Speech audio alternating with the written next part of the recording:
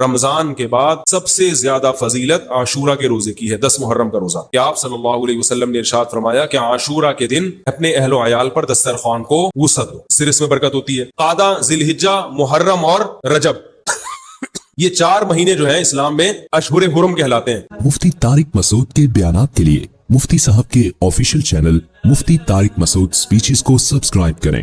محرم کے حوالے سے ایک بات کر لوں، یہ 10 محرم کا روزہ، رسول اللہ صلی اللہ علیہ وسلم نے ارشاد فرمایا کہ عاشورہ کا روزہ اللہ کی رحمت سے امید ہے کہ 1 سال کے گناہوں کا کفارہ ہے، بڑی فضیلت ہے۔ رمضان کے بعد سب سے زیادہ فضیلت عاشورہ کے روزے کی ہے، 10 محرم کا روزہ۔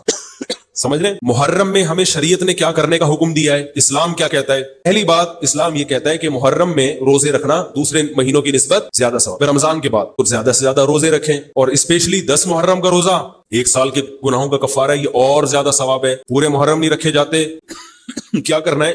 10 محرم کا رکھنا ہے۔ حدیث میں آتا ہے کہ آپ نے حکم دیا 2 روزے ملا کے رکھو، کیونکہ یہودی جو تھے وہ 1 روزہ رکھتے تھے، تو یہودیوں سے مشابہت سے بچنے کے لیے ہمیں حکم دیا کہ اس کے ساتھ ایک اور روزہ ملائیں۔ علماء یہ کہتے ہیں کہ آج کل یہودی 10 محرم کا روزہ ہی رکھتے، تو اب مشابہت ختم ہو گئی ہے، تو اگر کوئی 9، 10 یا 10، 11 کا رکھ لے تو اچھی بات ہے، نہیں تو صرف 10 محرم کا بھی رکھ لے تو بھی انشاءاللہ پورا ثواب ملے گا، کیونکہ اب اس میں مشابہت رہی نہیں ہے۔ سمجھ رہے ہیں کہ نہیں سمجھ رہے؟ یہ کرنے کا کام ہے۔ دوسرا کام، محرم میں دوسرے مہینوں کی نسبت زیادہ اس کی شباہت زیادہ بڑھ جاتی، کیونکہ 4 مہینے محترم ہیں، شوال، ذیقعد، ذیقعدہ، ذی الحجہ، محرم اور رجب۔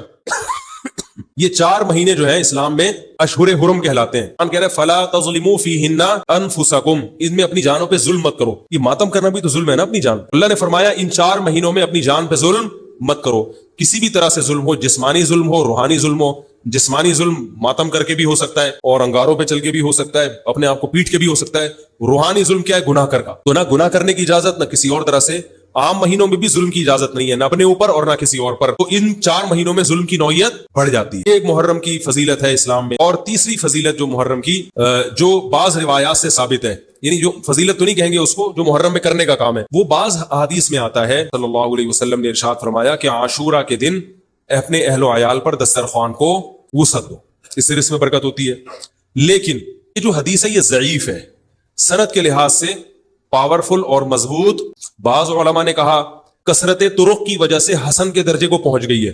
ہمارے ہی بعض اکابر علماء کی رائے ہے، علماء جو بر صغیر کے علماء، بڑے بڑے علماء ہیں، میں نام نہیں ذکر کرتا لیکن بہت بڑی اپر لیول کے علماء ہیں، ان کی رائے یہ ہے کہ یہ ضعیف، اتنی ضعیف نہیں ہے کہ بالکل ہی مسترد کر دی جائے، ٹھیک ہے نا، اور تعدد طرق کی وجہ سے درجہ حسن کو پہنچ گئی ہے۔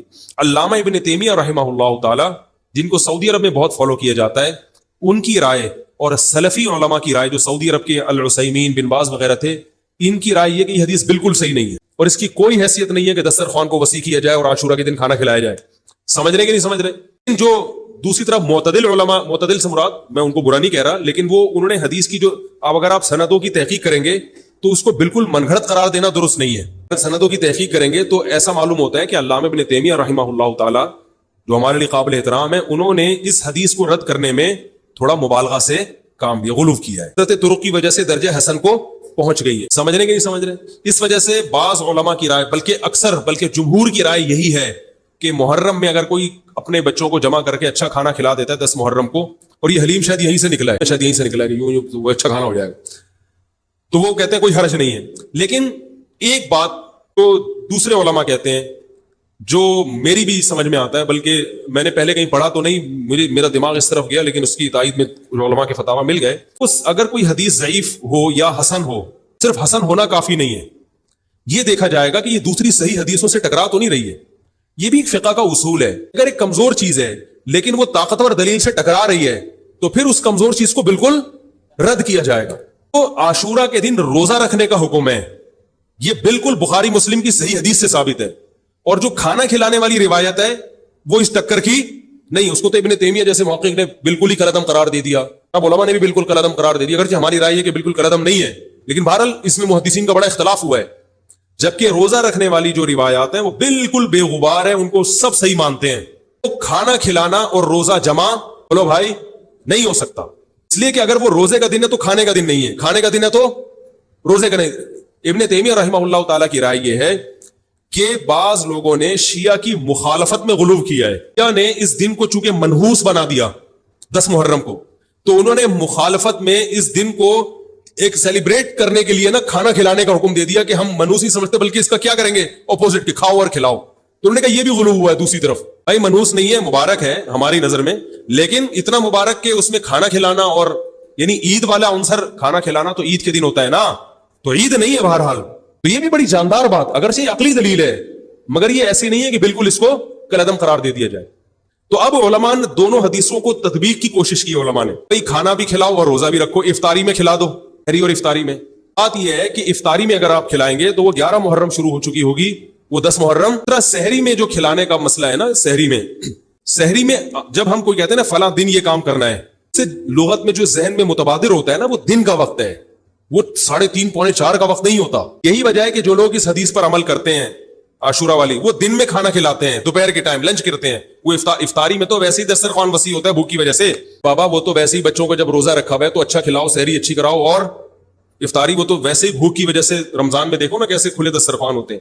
تو میں نے بڑی کوشش کی دونوں حدیثوں کو جمع کریں, لیکن تکلف کے بغیر یہ ممکن نہیں ہے. تو فقہ کا ایک اصول ہے کہ جب کوئی بے غبار صحیح حدیث ہوتی ہے اور اس سے ایک اصول ثابت ہو رہا ہے, تو اس کے مقابلے میں اگر کمزور روایت آئے گی جو اس سے ٹکرا رہی ہوگی, تو اس کمزور روایت کو, اگرچہ وہ موضوع من گھڑت نہیں ہے, لیکن اس کمزور کو اس صحیح حدیث کی مخالفت کی وجہ سے بولو بھائی رد کر دیا جائے. اس لیے میرا نالائق کا موقف یہ ہے, میں بہت نالائق ہوں, میں اتنی بڑی بڑی باتیں کرتا نہیں ہوں, لیکن ساڑی عقلچ بھائی جو روزے کا دن ہے وہ بھوکے پیاسے رہنے کا دن ہے, وہ کھانے کھلانے کا نہیں ہے. افطاری میں تو ویسے ہی کھاؤ بھی کھلاؤ بھی. تو اور اس کا نقصان یہ بھی ہوتا ہے کہ لوگوں نے اس کھانا کھلانے کے چکر میں روزے چھوڑ دیے ہیں. سمجھ رہے, جب حلیم پکے گا تو کون روزہ رکھے گا بھائی, ساری رات گھوٹا لگے گا حلیم کا کہ کل دسترخوان وسیع کرنا ہے, تو پھر روزہ گیا روزہ کون رکھے گا روزہ. تو وہ حدیث صحیح حدیث کی بالکل اس میں ٹائٹ قسم کی مخالفت ہو رہی ہے, ٹھیک ہے نا. تو نالائق کی رائے, پھر بھی اگر کوئی دوسرے علماء کی رائے کو فالو کرتا ہے تو وہ کھائے بھی کھلائے بھی. میں کہتا ہوں جو مضبوط چیز ہے اس کو لینا چاہیے, جو کمزور چیز ہے اس کو چھوڑ دینا چاہیے. ہمارے حضرت مفتی رشید احمد صاحب رحمہ اللہ ایک بات کہتے تھے کہ جہاں کھانا کھلانے کی حدیث آئے گی نا وہاں مسلمان اس کو لے ہی لے گا. کھانے پینے کی جہاں بات آئے گی مسلمان کیا کرتا ہے, تب یہ صحیح ہے, یہ بالکل صحیح حدیث ہے, ٹھیک ہے نا. وہ کیا کرتا ہے, جن علماء کی تحقیق ہے وہ تو تحقیق سے کہہ رہے ہیں, لیکن عام پبلک کی عادت یہ ہوتی ہے کہ فتویٰ بھی اسی کا فالو کریں گے جہاں کھلانے کا تذکرہ. تو ہمارے کہتے جہاں کھانا کھلانے کی بات آئی مسلمان کہتا ہے بس یہ بالکل صحیح بخاری کی طرز پر ہی, بخاری کی شرط پر ہی حدیث. تو بھائی بھوکا رہنا عبادت ہے, بھوکا رہنا سنت ہے. بچوں کو تو ویسے ہی کھلاؤ, عاشورہ ہو یا نہیں ہو, اور سحری افطاری کرا دو اچھی سی, روزہ رکھواؤ, اور جو بالکل چھوٹے بچے ہیں تو ویسے ہی کھاتے ہیں. تو اس لیے, اور پھر اس کا نقصان کیا ہو رہا ہے, حلیم کے گھوٹے لگ رہے ہیں پوری پوری رات بیٹھ, اس کے الگ نقصانات ہیں, سبیلیں لگ رہی ہیں. حضرت حسین رضی اللہ تعالیٰ عنہ تو کربلا میں شدید گرمی میں بھوکے اور پیاسے اپنی جان دیتے ہیں, اور یہاں ہم کیا کر رہے ہیں, کھانا کھا رہے ہیں, دیگیں پکا رہے ہیں, شربت پی رہے ہیں. تو یہ بات عقل میں آنے والی نہیں ہے. اور عاشورہ کے دن کی مناسبت سے روزہ ہی ہے, وہ روزہ رکھنے کا دن ہے. اللہ تعالیٰ عمل کی توفیق عطا فرمائے. وما علینا الا. دیکھو اللہ تعالیٰ نے جو ہمیں قرآن میں آیات بتائی ہیں یہ سب ہمیں اللہ کی طرف کھینچتی ہیں کہ ہم اللہ کے بن کے رہیں, جیسا جیسے اللہ کہہ رہے ہیں ویسے کریں, اپنے عمل کو درست کریں. سورہ بقرہ میں اللہ کا ارشاد ہے لیس البر ان تولوا وجوهکم قبل المشرق والمغرب ولكن البر من آمن بالله واليوم الآخر والملائکۃ والکتاب والنبیین. فرمایا ادھر ادھر منہ کر لینا یہ کوئی نیکی نہیں ہے. اصل نیکی یہ کہ پہلے اپنا ایمان درست کرو, اور پھر اقام الصلاۃ وآت الزکاۃ والموفون بعہدہم, نماز قائم کرو, زکوٰۃ دو, معاہدوں کی پابندی کرو. وآت المال علی حبہ, صرف اللہ سے محبت کی بیس پر قربا رشتہ داروں کو پیسے دو. تاما یتیموں کو کھلاؤ, یتیموں پہ خرچ کرو. والمساکین, مسکینوں کو کھلاؤ. ابن السبیل, مسافروں پر خرچ کرو. الو نہ بناؤ مسافر کو کہ اس کو کیا پتا یہاں کے ریٹ کا تو الو بناؤ اس کو, ایسا نہیں, مسافروں کا خیال کرو. 4 قسم کے طبقے پر احسان کرو, اور نماز بھی قائم کرو, اور زکوٰۃ الگ سے دو. اور والصابرین فی البأساء والضراء, کوئی پریشانی آئے تو صبر کرو, چاہے وہ مالی پریشانی ہو, فی البأساء والضراء, جسمانی پریشانی. حین الباس, اگر میدان جنگ میں لڑنا پڑے تو میدان جنگ میں صبر سے لڑو. اولئک الذین صدقوا, اللہ فرماتے ہیں جن لوگوں کی یہ صفات ہیں یہ ہیں سچے ایمان کے دعوے میں. کو بھی ایک یعنی یوں سمجھیں کہ ایک فیشن ہوتا ہے نا, مختلف قسم کے موسموں میں مختلف قسم کی ایکٹیویٹیز ہوتی ہیں. محرم میں ہمارے ایک نئی قسم کی ایکٹیویٹیز ہوتی ہیں, ربیع الاول میں الگ قسم کے مسلمان بنے ہوتے ہیں ہم لوگ. 2 مہینے خاص طور پر ایسے ہیں جس میں یہ 2 مہینے کی جتنی ہماری ایکٹیویٹیز ہیں وہ سب ہم اخپل طریقے سے گزارتے ہیں. جس طرح اللہ اس کے رسول نے بتایا اس طرح سے ہم میں کسی کی یوم ولادت یا یوم شہادت یا یوم وفات اس کو کوئی اہمیت نہیں دی گئی ہے. اگر دی گئی ہوتی تو سب سے پہلے محمد صلی اللہ علیہ وسلم کا یوم وفات کا دن ایسا تھا کہ اس پہ ہمیں غم منانے کا حکم دیا جاتا. یوم ولادت ایسی تھی جس پہ ہمیں خوشی منانے کا حکم دیا جاتا. آپ صلی اللہ علیہ وسلم کو خواب آیا تھا جس میں بتایا گیا کہ آپ کے نواسے حضرت حسین جو جنت کے سرداروں کے نوجوانوں کے سردار ہیں ان کو آپ کی امت شہید کرے گی. تو آپ بلک بلک کے رونے لگے. اس سے بعض لوگ استدلال کرتے ہیں دیکھو غم حسین میں رونا چاہیے. یاد رکھو نبی صلی اللہ علیہ وسلم کو جب اطلاع ملی آپ کو غم ہوا آپ روئے. تو جب بھی کوئی غم کسی کو پہنچتا ہے اس کی آنکھوں سے آنسو نکلنا یہ نیچرل ہے. تو ایسی خبر کو سن کے آپ کو رونا آ جائے تو یہ سنت ہے, اس میں کوئی حرج نہیں ہے.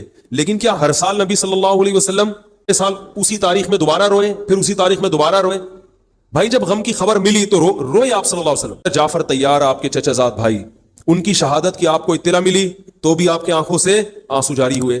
تو کیا اب حضرت جعفر کے غم میں رونا بھی سنت ہوگا؟ اگر آپ صلی اللہ علیہ وسلم حضرت عثمان کے دور میں زندہ ہوتے اور اس طرح بے دردی سے حضرت عثمان کو شہید کیا جاتا تو کیا آپ نہ روتے؟ حضرت عثمان کی یوم شہادت پہ رونا بھی کیا ہے؟ حضرت عثمان کی شہادت کی نبی کو اطلاع ملی تھی, وہ جھوٹی افواہ تھی. صلح حدیبیہ کے موقع پر صلی اللہ علیہ وسلم نے حضرت عثمان کو قاصد بنا کے بھیجا, اطلاع ملی کہ ان کو شہید کر دیا. آپ ایسا درد اور ایسا غضبناک ہوئے کہ آپ نے 1400 صحابہ سے موت پر بیعت کی. جب آپ کو سچی مچی کی اطلاع ملتی کہ واقعی ابھی تو افواہ تھی, صلی اللہ علیہ وسلم کو حقیقت میں اطلاع ملتی کہ آپ شہید ہو گئے تو کیا آپ نہ روتے؟ آپ صلی اللہ علیہ وسلم کو اپنی نواسی آپ کی گود میں تھی, اس کا انتقال ہوا, آپ کی آنکھوں سے آنسو جاری ہوئے. صحابہ نے کہا یا رسول اللہ آپ تو ہمیں صبر کی تلقین کرتے ہیں, آج آپ رو رہے ہیں, کی رحمت ہے بھائی, اولاد ہے میری. تو کیا جب حضرت وہ جو آپ صلی اللہ علیہ وسلم کی نواسی کا انتقال کی تاریخ آئے گی تو ہم سب روئیں گے بیٹھ کے؟ تو کہاں کی کہاں لگا دیتے ہیں. دیکھو ہر بدعت کو جائز کرنے کے لیے نا کچھ دلیل ہر ایک کو مل جاتی ہے. تو میں بار بار کہتا ہوں جو شیعہ حضرات ہیں ان کا مسلک ہے, وہ تو صحابہ کو نہیں مانتے, ان کا جو مسلک ہے ان کو کرنے دیں, ان کے کام میں ٹانگ نہ اڑائیں, نہ ان سے بحث کریں, نہ ان کے کام میں ٹانگ اڑائیں. بولے بھائی آپ کا مسلک ہے آپ کریں. میں کہتا ہوں جو سنی لوگ ہیں جن کے اصول ہی الگ ہیں ان سے, وہ یہ سب کیوں کر رہے ہیں؟ بھائی یا تو ادھر ہو جاؤ, شیعہ بن جاؤ. کس نے روکا ہے؟ کوئی گورنمنٹ کی طرف سے پابندی تھوڑی ہے, پابندی نہیں ہے. آپ شیعہ بن جائیں کوئی نہیں روکے گا آپ کو. شیعہ سنی بننا چاہے اسے کوئی نہیں روکتا, کوئی سنی شیعہ بننا چاہے اسے کوئی نہیں روکتا. لیکن جب آپ سنی ہیں تو پھر آپ کو ان اصولوں پہ چلنا پڑے گا جو اہل سنت والجماعت اور علماء نے بتائے ہیں. اہل سنت والجماعت کے ہاں رونا عبادت نہیں ہے. ہاں آپ نے کسی دن کربلا کا واقعہ سنا, چاہے محرم میں سنا, ربیع الاول میں سنا, حضرت حسین رضی اللہ تعالیٰ عنہ کی ایک جو دردناک شہادت کا واقعہ آپ نے سنا, آپ کو رونا آ گیا, تو یہ عین ایمان کی علامت. میرے بیان اب ویڈیو ریکارڈ ہوتے ہیں, پہلے ریکارڈ نہیں ہوتے تھے, آڈیو چلتے تھے. تو میں نے 2 دفعہ زندگی میں پہلی دفعہ جب یہ واقعہ بیان سنا, بیان کے دوران میں بھی رو رہا تھا اور سننے والے بھی رو رہے تھے. نیچرلی آ گیا رونا. پھر دوبارہ میں نے یہ واقعہ بیان کیا, مجھے بھی رونا آ گیا اور سننے والوں کو بھی آ گیا. یہ نیچرلی جو آ گیا لیے بیٹھوں کہ میں روں. آج میں پروگرام ہے باقاعدہ, محرم کا واقعہ میں اگر ربیع الاول میں بیان کروں گا تو رونا آ گیا مجھے. تو جو خود سے کسی کا واقعہ سن کے رونا آ جائے اس میں پابندی نہیں ہے, بلکہ اہل بیت سے محبت کی علامت ہے. لیکن یہ واقعہ جب ہم نے بیان کیا حضرت حسین کا تو مجھے رونا آیا. بالکل اسی طرح رونا جب حضرت عثمان کا واقعہ بیان کیا تو ان پر بھی ہوا تھا, کوئی کم تھوڑی ہوا تھا. بلکہ مجھے یاد ہے جب میں نے پہلی دفعہ نبی صلی اللہ علیہ وسلم کی سیرت پڑھی, بالکل چھوٹا بچہ تھا میں اس وقت, میری عمر 9 یا 10 سال ہوگی, اور وہ آپ صلی اللہ علیہ وسلم کی وفات کا واقعہ لکھا تھا. اتنے بچے میں تو اتنی سمجھ نہیں ہوتی, لیکن جب مجھے یاد ہے میں پڑھ رہا تھا تو مسلسل آنکھوں سے آنسو بہ رہے تھے. ایسا دردناک واقعہ نبی صلی اللہ علیہ وسلم کی وفات کا. تو وہ تو کسی کے بھی وفات کی خبر جب ہم سنتے ہیں تو نیچرلی رونا آتا ہے انسان کو. کبھی وہ انسان کوشش تو برداشت کرنی چاہیے. لیکن اب ہمارے ہاں واقعات سنا کے باقاعدہ رونے کے پروگرام ہوتے ہیں. یہ اسلام کی تعلیمات نہیں ہے, یہ اسلام کی تعلیمات نہیں ہے. کیونکہ اسلام میں صبر کا حکم ہے. جو خود سے رونا آ جائے نا انسان کو, وہ ایک نیچرلی ہے. اور کربلا کا واقعہ صرف اس نیت سے بیان کرنا کہ تاکہ میں بھی رہوں آپ بھی رہو, یہ غلط ہے. اہل سنت والجماعت کے ہاں یہ اسلامی تعلیمات کے منافی ہے. میں آ رہی ہے بات کہ نہیں آ رہی؟ اور کسی مخصوص دن کے ساتھ تو ویسے بھی خاص نہیں ہے. ایسے بھی شریعت میں صحیح بخاری مسلم کی حدیث ہے, آپ صلی اللہ علیہ وسلم نے نوحہ کرنے والی عورتوں پہ نیاحہ کہتے ہیں چیخنا چلانا. کو پتہ ہے زمانے جاہلیت میں جب کسی کی میت ہوتی تھی تو باقاعدہ پیسے دے کے عورتوں کو رلوایا جاتا تھا. آج بھی بہت جگہوں پہ یہ ہو رہا ہے. بھی نے تو ان عورتوں پہ لعنت کی جو فری میں روتی ہیں, پیسے دے کے نہیں, جو فری میں میت پہ روتی ہیں. اور چیخ چلا کے رونا تو ویسے ہی حرام ہے اسلام میں. میت پہ جب بھی نبی صلی اللہ علیہ وسلم روئے ہیں آپ کی آنکھوں سے آنسو, بس چیخ چلا کے نہیں روئے ہیں. جعفر طیار بھی تو اہل بیت میں سے تھے. جب شہید ہوتے ہیں کہ 4 جوان بیویاں بیوہ ہوتے ہیں, چھوٹے چھوٹے بچے یتیم ہو جاتے ہیں, تو ان کی بیویاں جب روتی ہیں تو گھر سے باہر آواز آتی ہے.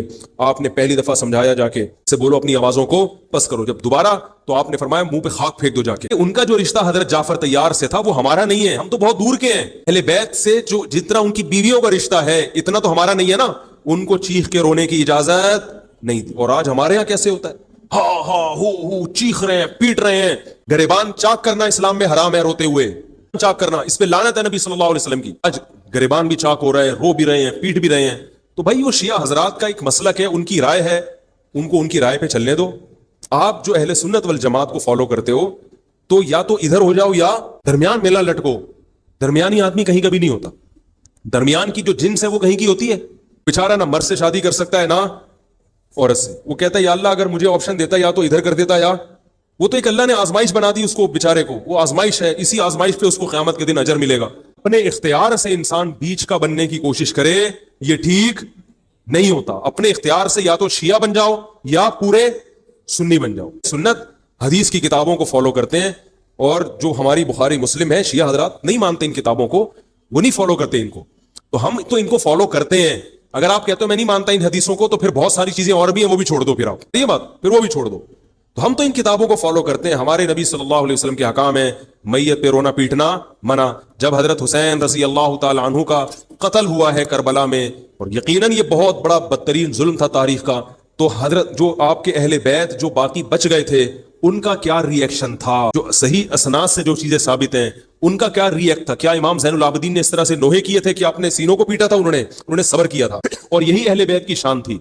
تبھی تو قرآن کے الفاظ کیا ہیں کہ نیکی صرف یہ نہیں ادھر ادھر منہ کر کے نمازیں پڑھ لو, بلکہ والصابرین فی البأساء, جو ٹھانیوں کے وقت کیا کرتے ہیں, صبر.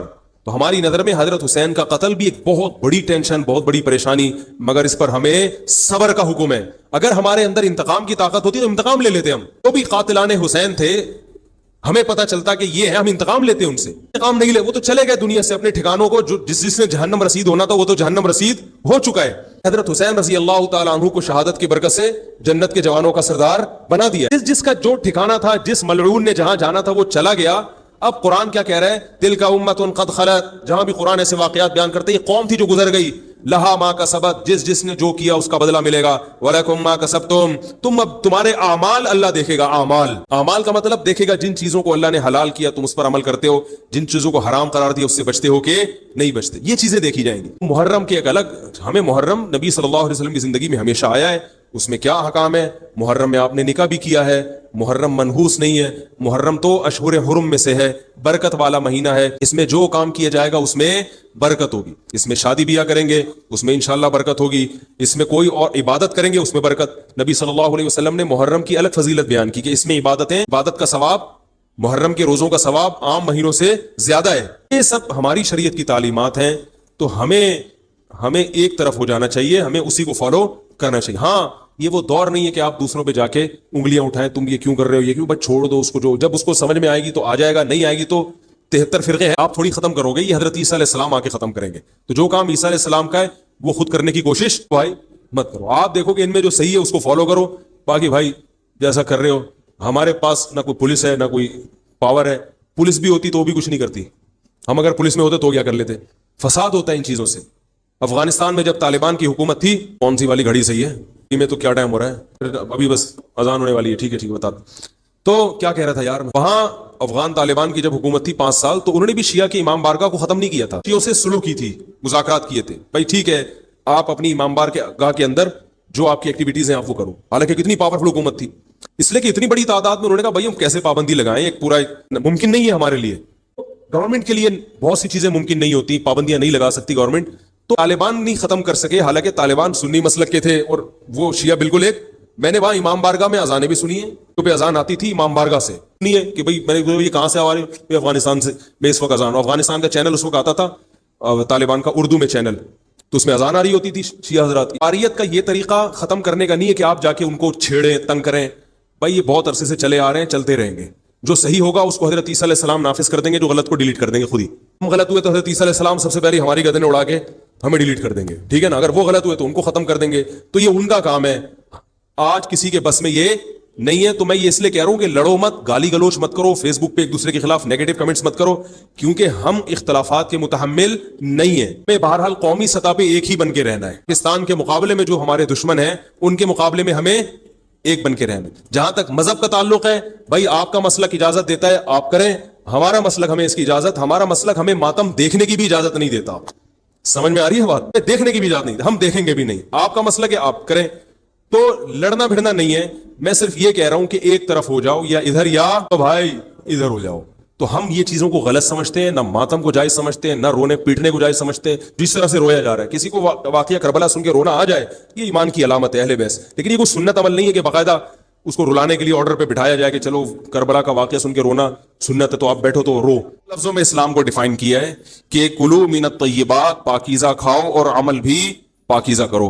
تو جو اصل بات میں یہ محرم ہی کے حوالے سے یہ آیت کا میں نے انتخاب کیا تھا. جب آپ پاکیزہ کام کریں گے اور پاکیزہ کھائیں گے, اس سے آپ لوگوں کو اچھے لگیں گے اور لوگوں کا دل چاہے گا کہ آپ جیسے بن جائیں. ساری بات ایک مثال دیتا ہوں. دیکھو کوئی بھنگی ہو جو بیچارہ ہر وقت گندگی میں رہتا ہو, اسے آپ سمجھائیں کہ یار اچھی زندگی گزارو, صاف ستھرے ہو جاؤ. آپ نے کسی دن اس کو نہلا دیا, بہترین کپڑے ڈیٹول سے نہلایا, سروس کروائی, کیونکہ اسے ایک کام کر رہا ہے تو وہ سروس کے بغیر دھلے گا نہیں. سروس کروائی آپ نے اس کی, خوب نہلا دھلا کے اس پہ اسپرے چھڑک دیا آپ نے, اور 3 دن تک کنٹینیو یہی کام کیا, تو آپ مجھے بتاؤ اس کو برا فیل ہوگا یا اچھا فیل ہوگا؟ کہے گا یار بڑا مزہ آیا. اس کے دل میں اپنے کام سے نفرت پیدا ہونا شروع ہو جائے گی. تو اچھی چیز میں, اچھی طہارت میں, پاکی میں اللہ نے اٹریکشن رکھی ہے. صاف ستھرا آدمی اچھا لگتا ہے, گندا اچھا لگتا ہے؟ صاف ستھرا اچھا لگتا ہے. تو صاف ستھرے اعمال والا بھی انسان کو اچھا لگتا ہے. تو اللہ تعالیٰ نے اسلام کو جو ڈیفائن کیا 2 لفظوں میں, اچھا کھاؤ اور عمل اچھا کرو. کیا مطلب؟ ایسا کام کرو کہ غیر مسلم تمہاری طرف مائل ہو کہ یار یہ بڑے اچھے ہیں. ایسی رسم اسلام میں جس کو دیکھ کر وحشت ہوتی ہو, اس کا مطلب ہے وہ اسلام. کوئی بھی آپ ایسا عمل کر رہے ہیں, لیبل اسلام کا لگا رہے ہیں, مگر اسے دیکھ کر غیر مسلم کو گھنٹوں گھنٹوں سمجھانا پڑتا ہے یہ کیوں ہو رہا ہے, اس کا مطلب ہے کہ یہ اسلام بولو نا بھائی نہیں ہے. بتاؤ محرم میں جو کچھ ہو رہا ہے یہ غیر مسلم کو اسلام کی طرف مائل کرے گا یہ عمل؟ یعنی کوئی غیر مسلم اسے دیکھ کے مسلمان ہوگا کہ یار ماشاءاللہ بڑا زبردست اسلام ہے؟ افسوس ہمیں اس پر ہے. دیکھو جن کا مسلک ہے, جن کا فقہ ہے, وہ جو کچھ کر رہے ہیں انہیں کرنے دو. اپنے بارے میں یہ فیصلہ کرو کہ ہم سنی ہیں یا شیعہ ہیں. فرقے شروع سے چلے آ رہے ہیں نا, شیعہ اور سنی, نہ تو ممکن نہیں ہے. تو حضرت عیسیٰ علیہ السلام جب نازل ہوں گے تو تلوار کی زور سے تمام فرقوں کو جو کام عیسیٰ علیہ السلام کا ہے وہ خود کرنے کی کوشش نہ کرو, جو حضرت مہدی کا کام ہے وہ خود کرنے کی کوشش نہ کرو. ہم کسی فرقے کو ختم نہیں کر سکتے, لیکن ہم اپنے آپ کو ڈیفائن کر سکتے ہیں. ہم یہ بتا سکتے ہیں کہ ہماری رائے میں صحیح. نبی صلی اللہ علیہ وسلم نے فرمایا 73 فرقوں میں سے ایک جنتی ہے, تو یا تو ادھر چلے جاؤ, یا بولتے کیوں نہیں, ابھی نہیں بول رہے تو پھر عمل کیسے کرو گے, یا تو پورے ادھر چلے جاؤ یا پورے. خدا کی قسم اس پر کوئی اشکال نہیں ہوتا کہ شیعہ لوگ ماتم کیوں کر رہے ہیں, شیعہ لوگ یہ سب کچھ کیوں کر رہے ہیں, وہ جو ہے وہ مرثیے کیوں پڑھ رہے ہیں. مجھے اس پر اشکال نہیں ہوتا. ان کے دلائل ہوں گے ان کے پاس, ان کے علماء ان کو بتاتے ہیں. وہ کب کہتے ہیں کہ ہم سنی ہیں, کب کہتے ہیں کہ ہم صحابہ کو حجت سمجھتے ہیں؟ ایک چیز کا انہوں نے دعویٰ ہی نہیں کیا, ان پر وہ کیوں؟ لیکن میں آپ کی بات کر رہا ہوں, ان لوگوں کی بات کر رہا ہوں جو اپنے آپ کو سنی کہتے ہیں. تو بھائی پھر سنی ہو تو جو اہل سنت والجماعت کے جو چاروں مکاتب فکر ہیں, حنفی, مالکی, شافعی, حنبلی, اہل سنت کے ہیں نا, ان کی کتابوں میں کہیں بھی اس طرح کی کوئی چیز بولو بھائی نہیں ہے. ماتم کرنا اہل سنت کے ہاں جائز. صلی اللہ علیہ وسلم نے میت پر چیخو پکار کرنے کو حرام قرار دیا ہے. نوحہ کو جو میت پہ رونا پیٹنا ہوتا ہے, گریبان چاک کرنا, اس عمل پر آپ صلی اللہ علیہ وسلم نے لعنت فرمائی ہے. صحیح بخاری صحیح مسلم کی حدیثیں ہیں. حضرت جعفر طیار رضی اللہ تعالی عنہ نبی کے سگے چچا زاد بھائی, میدان جنگ میں شہید ہوئے, 4 بیویاں بیوہ ہوئی ہیں, چھوٹے چھوٹے بچے یتیم ہو گئے. آپ نے ان کی بیویوں کو زور سے رونے کی اجازت, اتنا غضبناک ہوئے جب وہ باز نہیں آئے, آپ نے فرمایا ان کے منہ پہ خاک پھینک دو. حالانکہ بیوہ ہوئی ہیں, قابل ترس ہیں, لیکن چیخ کے رونے کی اجازت, حالانکہ وہ تو اہل بیت میں سے تھے. حضرت جعفر طیار ظلمن شہید ہوئے تھے. ہماری نظر میں حضرت حسین رضی اللہ تعالی عنہ کا قتل کربلا میں یہ تاریخ کا بدترین ظلم, یہ بدترین ظلم کہ آپ غیر مسلموں کے ہاتھوں شہید نہیں ہوئے, بلکہ ان لوگوں کے ہاتھوں شہید ہوئے جو اپنے آپ کو مسلمان کہتے تھے, اور مسلمانوں کی قیادت اس وقت ان کے ہاتھ میں تھی, ان کے ہاتھ میں تھی. اس ظلم پہ اہل سنت والجماعت کے ہاں جو سنی ہیں, ان کے چاروں مکاتب فکر کے ہاں نہ رونے پیٹنے کی اجازت, نہ نوحہ کرنے کی اجازت اور نہ میرے بھائی ماتم کرنے کی اجازت. میرے بھائی آپ لوگ اللہ کا واسطہ محرم میں مرثیے نہ لگائیں. ہر گاڑی میں کوئی نوحہ چل رہا ہے, کوئی شیعہ ہے تو ٹھیک ہے وہ کرے, سنیوں پہ یہ کام زیب نہیں دیتا, کیونکہ یہ منافقت ہے. پتہ ہی نہیں چل رہا آپ ادھر ہو یا آپ کا مسلک کہیں نہیں پتہ چل رہا. ہمیں ایک مسلک کو فالو کرو. منحوس مہینہ نہیں ہے ہمارے ہاں, محترم مہینہ ہے, مبارک مہینہ ہے. امہات المومنین میں سے بعض کی اس مہینے میں شادی ہوئی ہے. شہادت کو نحوست نہیں سمجھتے. 10 محرم پہلے سے مبارک تھا, حضرت حسین کی شہادت کی وجہ سے اور مبارک بن گیا, منحوس نہیں بنا. مبارک عمل ہے, منحوس نہیں ہے.